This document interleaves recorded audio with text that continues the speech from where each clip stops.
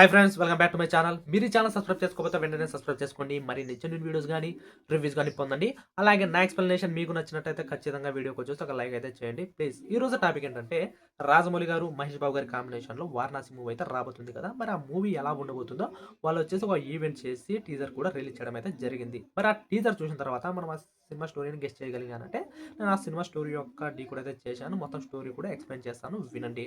అలాగే రాజమౌళి గారు వచ్చేసి ప్రతి సినిమాల్లోన హాలీవుడ్ మూవీస్ యొక్క సీన్స్‌ని రెఫరెన్స్ అయితే తీసుకుంటారు ఆయన సినిమాల్లో. అలాగే కొన్ని సినిమాల యొక్క మెయిన్ స్టోరీని కూడా కాపీ చేయడం అయితే జరిగింది. మరి ఈ మూవీలో కూడా ఒక హాలీవుడ్ మూవీ యొక్క మెయిన్ స్టోరీని అయితే తీసుకోవడం అయితే జరిగిందయితే నాకైతే అనిపిస్తుంది. మరి ఆ హాలీవుడ్ మూవీ ఏంటంటే 'ప్రొమోథియస్' మూవీ 2012 సంవత్సరంలో ఈ సినిమా అయితే రిలీజ్ అయింది. ఇది ఆన్‌లైన్‌లోనే తెలుగులోనే అవైలబుల్‌గా అయితే మీరు కూడా ఒకసారి అయితే చూడండి. ఈ మూవీని అయితే నేను చూశాను. మొదటి ఒక 20 నిమిషాలు, తర్వాత క్లైమాక్స్‌లో ఒక 10 నిమిషాలు చాలా అద్భుతంగా ఉంటుంది. కానీ థియేట్రికల్‌గా పెద్దగా ఆడలేదు. దీనికి సీక్వెల్ కూడా వచ్చింది. సీక్వెల్ కూడా నేను వెయిట్ చేసి అయితే చూసాను. సీక్వెల్ వచ్చేసి చాలా చండాలంగా అయితే ఉంటుంది. మరి ఇన్ని తెలిసి కూడా రాజమౌళి గారు ఆ సినిమా యొక్క మెయిన్ స్టోరీని ఎందుకు తీసుకున్నారంటే, ఆ సినిమా యొక్క స్టోరీలో ఒక యూనిక్ పాయింట్ ఉంది. ఆ యూనిక్ పాయింట్ అంటే చాలా అద్భుతంగా ఉంటుంది. ఆ పాయింట్‌కి ఎవరైనా కూడా కనెక్ట్ అవుతారు. అలాంటి పాయింట్ అయితే ఆ సినిమాలో అయితే ఉంది. ఆ పాయింట్‌ని రాజమౌళి గారు పట్టుకున్నారని అయితే నాకైతే అనిపిస్తుంది. అసలు 'ప్రొమోథియస్' మూవీ యొక్క స్టోరీ ఏంటంటే, ఆ మూవీ వచ్చేసి ఫ్యూచర్‌లో అంటే 2080లోనో, 90లోనో అయితే జరుగుతుంది. అక్కడ ఒక ఓల్డ్ ప్రొఫెసర్ అయితే ఉంటాడు. ఒక సైంటిస్టు. అతనికి వయసు వచ్చేసి దాదాపు 99 సంవత్సరాలు ఏమో ఉంటుంది. అతను త్వరలో చనిపోతారు. కానీ అతనికి ఒక ఆలోచన వస్తుంది. నేను ఎందుకు చనిపోవాలి? నేను చాలా తెలివైన వాడిని కదా! అసలు చనిపోకుండా ఉండాలి. సజీవంగానే ఒక ఇమ్మోర్టల్‌గా ఉండాలంటే అతను ఏం చేయాలని అయితే ఆలోచిస్తాడు. అసలు భూమి మీద మానవులు ఎలా పుట్టారు? ఎందుకు పుట్టారు? అసలు ఎవరు పుట్టించారు? అసలు మనం పుట్టడానికి గల కారణం ఏంటనే ఒక థాట్ అయితే అతనికైతే వస్తుంది. సో, దానికి అతను కొన్ని ఎక్స్‌పెరిమెంట్‌లు అయితే చేస్తారు. చాలా మందిని పంపించి అసలు భూమి యొక్క పుట్టుక ఏంటి తెలుసుకోండి అని అయితే పంపిస్తారు. అలా పంపించడంలో కొంతమందొచ్చేసి ఒక ఇద్దరు యంగ్ సైంటిస్ట్‌లు అయితే వాళ్ళైతే కనిపెట్టారు. చాలా అంటే ఆఖరికి అతను వాళ్ళనైతే అన్వేషిస్తారనమాట. చాలా పురాతనమైన ప్లేస్‌లు వెళ్తారు. వాళ్ళు కనుక్కోవడంతో వాళ్ళు వెళ్ళిన ప్రతిసారి ఒక సిమిలారిటీ అయితే కనిపిస్తుంది. అదేంటంటే ఒక చుక్కల గుర్తు అయితే కనిపిస్తూ ఉంటుంది. మరి ఆ చుక్కల గుర్తును వాళ్ళు డీకోడ్ చేసి వాళ్ళకి తెలిసిందేంటంటే అది ఒక చుక్కల గుర్తు కాదు. ఒక నక్షత్ర మండలం. అది భూమికి చాలా లక్షల కిలోమీటర్ల దూరంలో అయితే ఉంది. మరి అక్కడ వచ్చేసి మనల్ని సృష్టించిన వాళ్ళైతే ఉంటారు. వాళ్ళు దేవుళ్ళు అయితే అయ్యుండొచ్చు. కాబట్టి మనకు ఒక గుర్తునిచ్చారు. సో, దీన్ని మనం ఎప్పుడైతే డీకోడ్ చేయగలుగుతామో అప్పుడు మీరు అక్కడికి రాండి అనైతే వాళ్ళకి మనం పంపించారు. సో, మనం అక్కడికి వెళ్ళాలి. వాళ్ళు మనం సృష్టించారు. వాళ్ళని కొంతమంది దేవుళ్ళైతే అనుకోవచ్చు. బట్ మేమైతే వాళ్ళకు ఇంజినీర్స్ అనే ఒక పేరు పెట్టి వాళ్ళని ఇంజినీర్స్‌గా అయితే పిలుస్తున్నాము. సో, మనల్ని ఎందుకు భూమి మీద సృష్టించారు? అసలు మనం సృష్టించడానికి గల కారణం ఏంటి? సో, వాళ్ళనే మనం వెళ్లి కనుక్కుందామని ఒక స్పేస్ జిప్ ఏసుకొని వాళ్ళైతే వెళ్తారనమాట.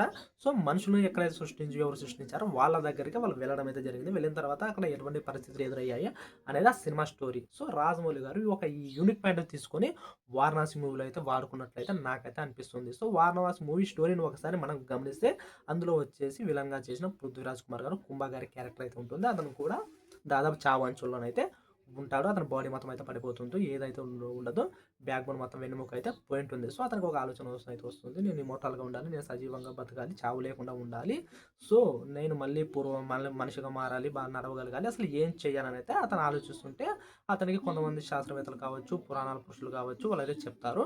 యాక్చువల్‌గా రామాయణం అయితే ఉంటుంది. రామాయణం కట్టుకథ కాదు. అది నిజంగానే జరుగుతుంది.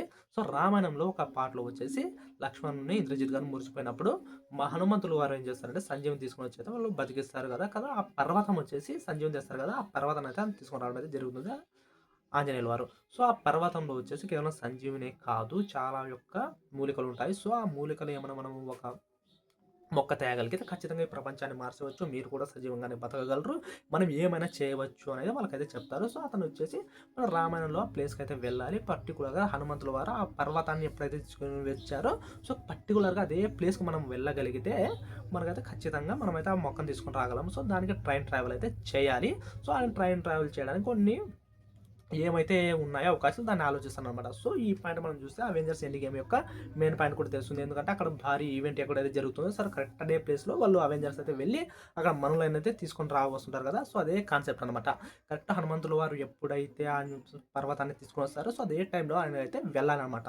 సో, అలా వెళ్ళడానికి వాళ్ళైతే ఒక పోర్టల్ అయితే కనిపెడతారు. సో, ఆ పోర్టల్ ఓపెన్ కావడానికి వాళ్ళకి ఏం కావాలంటే ఒక 3 కీస్ కావాలి. ఆ 3 కీస్ ఎక్కడున్నాయంటే ప్రపంచంలోని చాలా భయంకరమైన ప్రదేశాల్లో అయితే ఉంటాయి. ఆ ప్రదేశాలు మనమైతే టీజర్‌లో అయితే క్లారిటీగా చూడొచ్చు. ఒక కాళీమాత విగ్రహం ఉండొచ్చు. ఆఫ్రికాలో కూడా ఒక ప్లేస్ ఉంటుందనమాట. ఆ ప్లేస్‌కి వెళ్లి ఆ కీలు సంపాదించుకోవడం చాలా అంటే చాలా కష్టమైన పని. ఒక పెద్ద టాస్క్. మరి దాన్ని ఎవరు కంప్లీట్ చేస్తారు అంటే, వాళ్ళకి వెతికిన తర్వాత వాళ్ళకి కనిపించేదేంటంటే, ప్రపంచంలోని అన్ని విహారయాత్రలు, అన్ని ప్రదేశాల్లో, అన్ని మౌంటైన్స్‌ను ఎక్కిన వ్యక్తి, గ్లోబల్ ట్రాటర్ అని పిలువబడే వ్యక్తి హీరో మన 'మహేష్ బాబు' గారు అలియాస్ రుద్ర గారు వాళ్ళకి కనిపిస్తాడనమాట. సో, రుద్రాని పట్టుకొనొచ్చి మీకొక టాస్క్ ఇస్తున్నాను. మీరు చాలా ధైర్యవంతులు. అన్ని ప్రయోగాలు చేస్తారు గదా! అన్ని చేస్తారు గదా! అన్ని రిస్కులు కంప్లీట్ చేశారు కదా! సో, మీరు ఆ 3 కీస్‌ని మాకైతే తీసుకొని రావాలనైతే అతనికైతే చెప్పడం అయితే జరుగుతుంది. సో, అప్పుడు రుద్ర గారు అడుగుతారు. అసలు ఎందుకు తీసుకొని రావాలి? వాళ్ళు రావడం వల్ల కారణం ఏంటంటే, సో, అప్పుడే ఒక స్పేస్ నుంచి ఒక ఉపద్రవం అయితే భూమికైతే వస్తూ ఉంటుందనమాట. సో, అది విలన్లు సృష్టించారా? లేకుంటే నేచురల్‌గా వచ్చుంటుందో మనకైతే అక్కడ సరిగ్గా అయితే ఎక్స్‌ప్లెయిన్ చేయలేకపోయారు. సో, అది చూసిన తర్వాత ఈ ఉపద్రవాన్ని భూమి నుంచి మనం కాపాడాలనుకుంటే ఖచ్చితంగా మనం వెళ్లి టైమ్ ట్రావెల్‌లోను వెళ్లి అక్కడ రామాయణం జరిగే ప్లేస్‌లో వెళ్లి హనుమంతుల వారు ఆ పర్వతాన్ని తీసుకొనొస్తారు కదా! ఆ టైంలో వెళ్లి అక్కడ మనకు ఉపయోగపడాల్సిన ఒక ముక్క అయితే ఉంటుందో, ఆ ముక్క మనం తీసుకొని వెళ్లి ఆ మూలికను తీసుకొనొస్తే ఈ భూమిని మనం ఆ ఉపద్రవం నుంచి రక్షించవచ్చని హీరోకైతే ఎక్స్‌ప్లెయిన్ చేయడం అయితే జరుగుతుంది.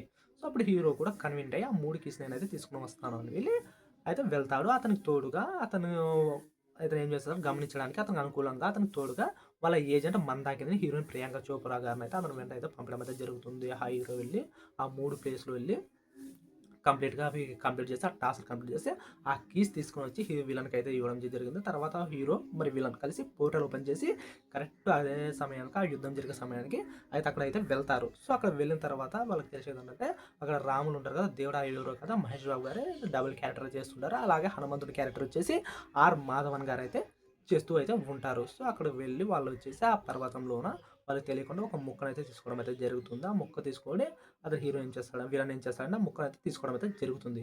అది తీసుకున్న తర్వాత ఆ కాళ్ళు చేతులు వచ్చి చాలా పవర్‌ఫుల్‌గా అయితే మారతాడు. అత్యంత శక్తివంతుడిగా అయితే మారతాడు. తర్వాత మహేష్ బాబు ఆయనతో పాటు నేను కూడా మీ లోకానికి వస్తానంటే మీకు కుదరదు. ఇది విషయం తెలిసిన వాడు కేవలం నేను ఒక్కడినే మాత్రమే ఉండాలి. నువ్వు రాకూడదని మహేష్ బాబు గారిని అక్కడే కొట్టి అలాగా పంపించి అతను వచ్చేసి టైమ్ ట్రావెల్ ద్వారా పోర్టల్ ఓపెన్ ద్వారా అయితే ఫ్యూచర్‌లోకి అయితే వచ్చేస్తాడు. ఇదే కాన్సెప్ట్ వచ్చేసి 'అంజి' సినిమాలో కూడా క్లైమాక్స్‌లో కూడా హీరో, విలన్ అలాగే గొడవపడి హీరో వచ్చేసి విలన్‌ని ఓడించలేకపోతారు చిరంజీవి గారు. సో, ఇదే టైం అనమాట.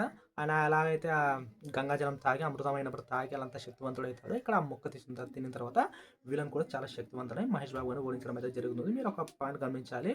అతను కేవలం కాళ్ళు, చేతులు సరిగ్గా పనిచేయని క్యారెక్టర్‌ని 'పృథ్వీరాజ్' గారు ఎందుకు పోషించారంటే, ఇలా క్లైమాక్స్‌లో కావచ్చు, ఇంటర్వెల్ తర్వాత కావచ్చు, అతనికొచ్చేసి ఫుల్ పవర్స్ అయితే ఆ మొక్క తీసుకోవడం వల్ల జరుగుతాయి. మళ్ళీ మామూలుగా అయితే నార్మల్‌గా అయితే అతను అవుతాడు కాబట్టే, అటువంటి క్యారెక్టర్‌ని అతను యాక్సెప్ట్ చేశాడయితే మనకు అనిపిస్తుంది. సో, అతను మహేష్ బాబు గారిని కొట్టి ఫ్యూచర్‌లోకి వెళ్ళడం అయితే జరుగుతుంది. తర్వాత మహేష్ బాబు వచ్చేసి అది ఇంకా ఆల్రెడీ పోర్టల్ అయితే ఓపెన్ అయిపోయింది. 3 కీస్ అతను యూజ్ చేస్తాడు. మరి అతను ఎలా వెళ్తాడు అంటే, అతను ఆ యుద్ధం చూస్తున్నప్పుడు అతనికి జాంబవంతుడు. సో, చెత్త తెలివైన వాడు కాబట్టి అతను కనబడి అతనికి చెప్పి శ్రీరాముడి యొక్క దర్శనం చేపిచ్చి, ఆ శ్రీరాముడైతే ఆయన చెప్తాడనమాట. రాముడి క్యారెక్టర్ చేసిన మహేష్ బాబు గారు, "నువ్వేం భయపడకు. ప్రపంచాన్ని కాపాడాల్సిన ప్రతిసారి నేనైతే వచ్చాను. కాబట్టి నేను వచ్చిన ప్రతిసారి నాకైతే దేవతల యొక్క ముఖ్యంగా మహాదేవుడి యొక్క ఆశీర్వాదం అయితే ఉంటుంది. నీవు కూడా మహాదేవుడి మీద భారం వేసి నీ పని నువ్వు చేయి. ఖచ్చితంగా నువ్వు రాబోయే ఆ వృతం నుంచి భూమిని, ఆ విలన్ని నువ్వు ఖచ్చితంగా అడ్డుకొని నువ్వు జయిస్తావు" అనుకోని ఆశీర్వదించి అతని యొక్క శక్తులతో ఆయన మరి ఫ్యూచర్‌లోకి పంపడం అయితే జరుగుతుంది. ఆయన ఫ్యూచర్‌లో పంపించిన తర్వాత రాముడు ఏ విధంగా చెప్తాడో, అలా మహేష్ బాబు గారు వచ్చేసి శివుని మీద అంతా బాధ్యత వేసి ఆయన విలన్‌తో పోరాడైతే జరుగుతుంది. క్లైమాక్స్‌లో మహేష్ బాబు గారు మళ్ళీ శివుని దర్శనంతో ఎంట్రీ ఇచ్చి హీరోకు శక్తులిచ్చి విలన్‌ను అంతమైతే చేస్తారు. సో, ఈ విధంగా 'వారణాసి' మూవీ అయితే ఖచ్చితంగా ఉంటుందని అయితే నేనైతే ఎక్స్‌పెక్ట్ చేయడం అయితే జరుగుతుంది. మీరు కూడా చూడండి. ఖచ్చితంగా నేను చెప్పిన విధంగానే స్టోరీ అవుతుంది అనిపిస్తే మీరొచ్చేసి ఖచ్చితంగా లైక్ చేయండి. మీరు రెండోది చెప్పిండొచ్చు ఓన్లీ ఎక్స్‌పెక్ట్ చేసి ఏదేదో వాగుతాడని. నేనైతే మీకు ఒక ఎగ్జాంపుల్ అయితే చెప్తాను. యాక్చువల్‌గా 'ఓజీ' సినిమా అయితే రిలీజ్ అయింది కదా! ఫస్ట్ 'ఓజీ' సినిమా రిలీజ్ అయినప్పుడు ఫస్ట్ లుక్ పోస్టర్ అయితే రిలీజ్ అవ్వడం అయితే జరుగుతుంది. అప్పుడు రిలీజ్ అయినప్పుడు పవన్ కళ్యాణ్ గారు వచ్చేసి బ్యాక్ లైన్‌లో నిలబడింటారు. ఆయన ముందు వచ్చేసి జపాన్ ఫ్లాగ్, జపాన్‌కి సంబంధించిన కొన్ని అక్షరాలు అయితే ఉంటాయి. అది చూసిన తర్వాత చాలామంది యూట్యూబర్లు ఏమన్నారంటే ఈ 'ఓజీ' మూవీ వచ్చేసి జపాన్ బ్యాక్‌డ్రాప్‌లో జరుగుతుందని అయితే చాలామంది ఎక్స్‌పెక్ట్ చేసి చెప్పారు. నేను కూడా చెప్పాను. కానీ వాళ్ళు తెలియని విధంగా నేనైతే ఒక పాయింట్ చెప్పడం అయితే జరిగింది. అదేంటంటే 'ఓజీ' మూవీలో వచ్చేసి ఖచ్చితంగా 'సుభాష్ చంద్రబోస్' గారి యొక్క ప్రస్తావన ఈ 'ఓజీ' మూవీలో అయితే ఖచ్చితంగా ఉంటుంది.